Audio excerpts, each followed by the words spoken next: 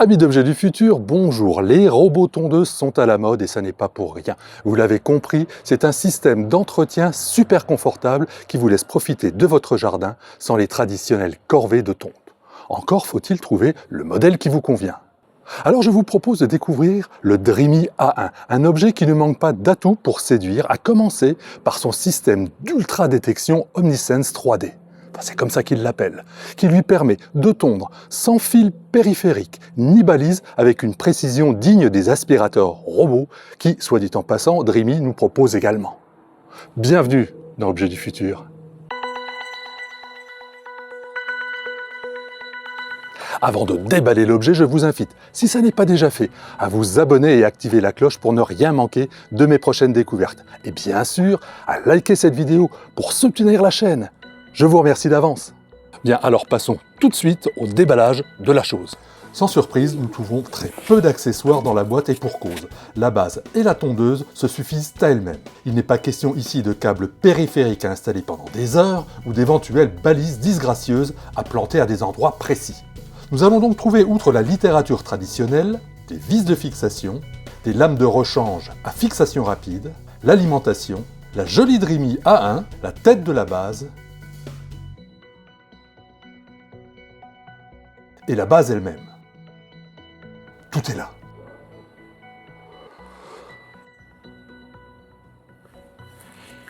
Détaillons un peu l'objet. Sous ce capuchon de protection, le système de navigation LiDAR. On peut d'ores et déjà ôter cette protection.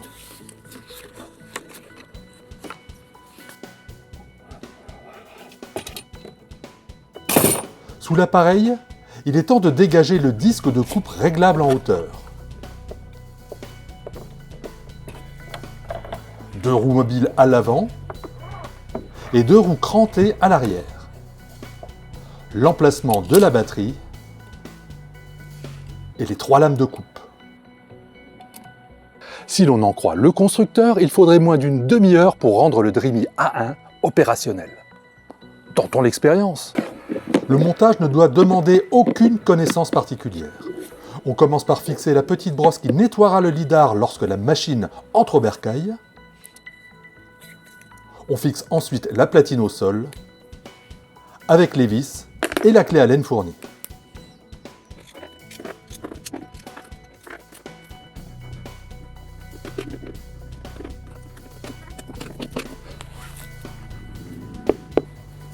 La tête se fixe sur la platine sans outil.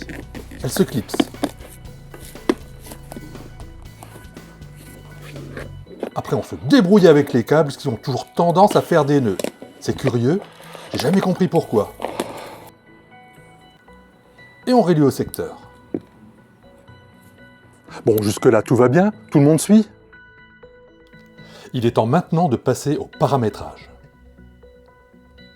Et les entrées sont nombreuses, de quoi maîtriser de bout en bout les fonctionnalités de la machine.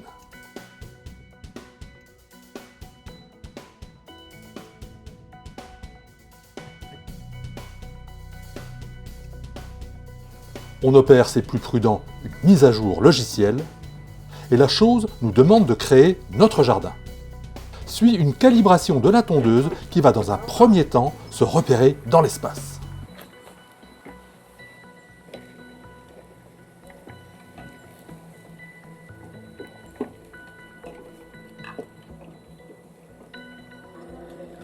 Vient enfin le moment de créer une délimitation virtuelle de la surface à tondre. En faisant le tour du propriétaire, en pilotant la Dreamy A1 en Bluetooth à l'aide du smartphone transformé en joystick. C'est là que les voisins commencent à vous trouver bizarre. Résultat, la demi-heure est suffisante pour mettre en place le système si le paramétrage informatique n'est pas un souci pour vous. J'ai personnellement mis un peu plus de temps car cartographier le jardin en mode joystick, ça n'est pas si facile et ça demande un peu de technique. Il est alors temps de laisser la tondeuse prendre la possession des lieux de manière autonome.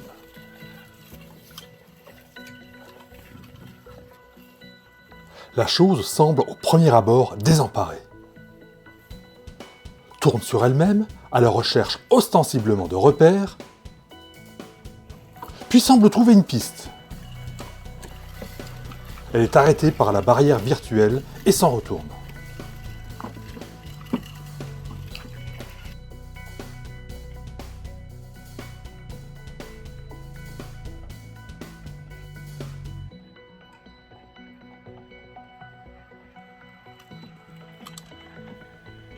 Puis, au fil de ses déambulations, elle trouve ses marques sur la surface herbeuse pour qu'après quelques tours de jardin, elle aligne de belles trajectoires en U.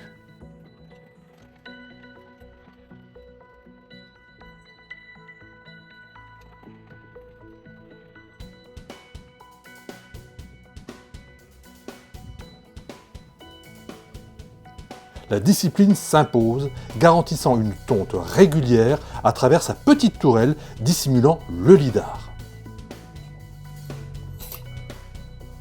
C'est d'ailleurs assez flippant de consulter sur l'appli la carte 3D qu'il est capable de nous livrer. Je ne sais pas très bien à quoi ça peut être utile, mais si vous avez une idée, n'hésitez pas dans les commentaires. Alors on le sait, les herbes hautes peuvent affoler nos tondeuses robots. Mission impossible, comment notre Dreamy A1 va-t-il se comporter?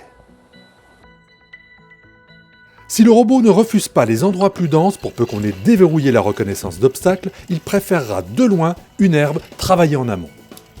On ne le répétera jamais assez, ce type d'appareil est dévolu à l'entretien, pas au débroussaillage. Alors rien de tel qu'une petite coupe à l'ancienne avant de lancer notre Dreamy A1.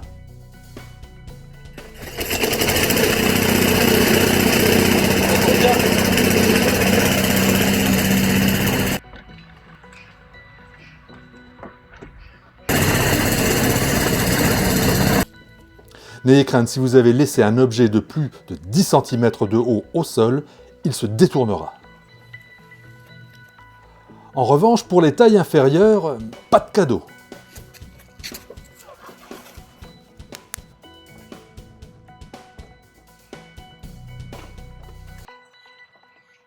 Vous l'avez compris, les avantages du robot tondeuse sont nombreux. Facilité d'installation, automatisation et silence pour tondre à n'importe quelle heure, même le week-end.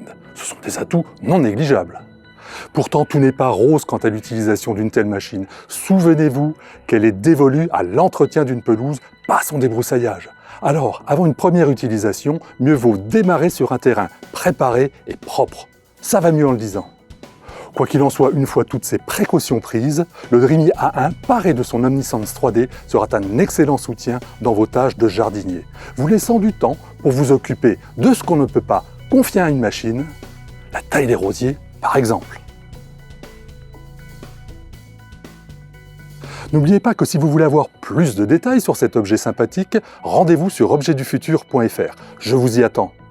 Alors à tout de suite sur mon site.